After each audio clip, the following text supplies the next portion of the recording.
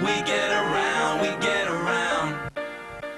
We get around, we get around. And you was joining, right? I prowl, I growl, I scowl. I frown and down my brow. I pout, how you like me now? Yeah, we scout, I pray we out. I'm kitted out, much better than the next man. I'm the damn guru, he's the best man. Cut, tailor-made, ready for a stand. I can help you out, make you see like a desk lamp. It's suitable, freeze it, pause it. That's beautiful, I'm really important. Don't let the public inside of the cordon. Bodyguards, do whatever you need to sort 'em. Check me on a magazine cover, ask my opinion on something or other. I say something or other, after all, motherfucker gotta sing for a supper, right? Trash the room, check out, leave. At least that's the way that they have you believe. I'ma give you whatever dream you need. What you walk away with, not what you see. No sir, no way. I've seen your photo don't look a thing like you. I've seen your photo for a second, I could see right through. I rub my eyes, swear that they must be telling me lies, but that's you in the photo, and the photo don't lie. Yeah, we get around, we get around. I say that we stare you down from the wall. We stare you from the wall. We get around on your call, on your call.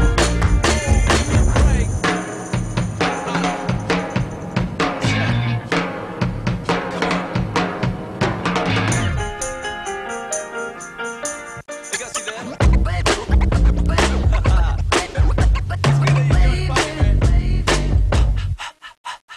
Index and middle to the V sign. You don't even need lines, I need to read mine. We can be just like Nixon. I'm not a crock, how could I? In parkour, a common maneuver is the wall run. The wall run is used to clear large obstacles that would not be possible by merely jumping. Professional freerunners are able to clear walls that are more than double their own height. A wall run is used by transferring your horizontal velocity into upwards velocity through the use of the force of friction. By taking simple kinematic equations, we were able to derive this equation to determine the maximum height that someone can wall run up.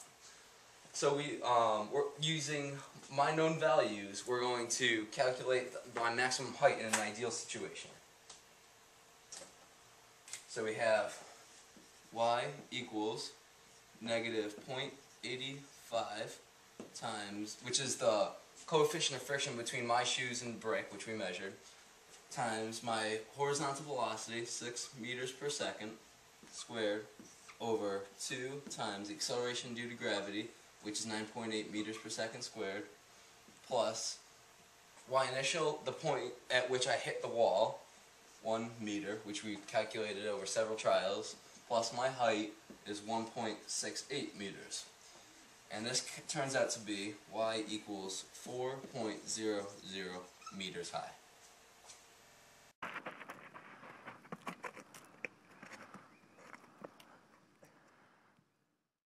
In free running, a very common maneuver used is gap clearing in order to clear gaps either on rooftops or in between buildings or whatever you need to jump over. And through the use of kinematic equations, we were able to derive this equation to determine the maximum distance gap a person would be able to jump over. And when simplified down, it turns out that the distance you can clear is simply your velocity squared divided by the force of gravity. And through some trials, we calculated that my velocity would be 8 meters per second. So we'll plug that into the distance equals 8 meters per second. We'll square that and divide it by 9.8 meters per second squared. And that comes out to be that I would be able to clear a gap of 6.53 meters.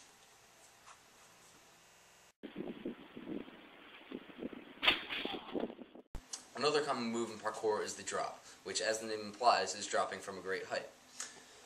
Using the strength of the human tibia for females and males, we're able to come up with equations that will determine how high we can drop from.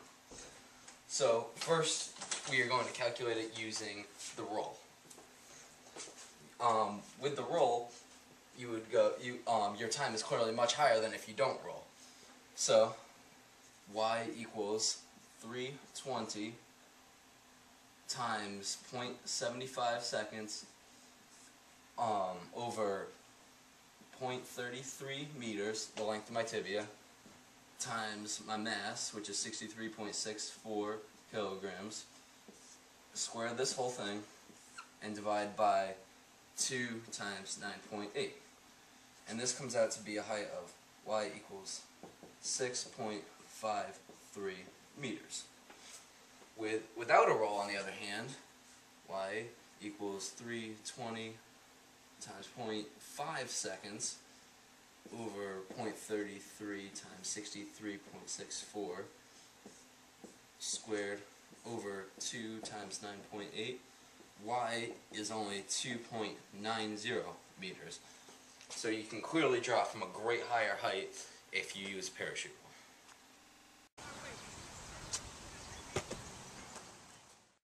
In free running, a common move used for aesthetic value is flips, and an equation that we came up with to calculate the rotational velocity you would need at any point in your flip is the distance you're covering divided by the time that you're in the air for. So the distance that you're going to cover when you're flipping is the circumference of your flip, so that's 2 pi r, and that'll be divided by the total time you're in the air for. So the rotational velocity is going to equal 2 pi times the radius of the person when they're crouched in a ball that they'll likely be in while they're flipping, and for me that came out to be 0.32 meters.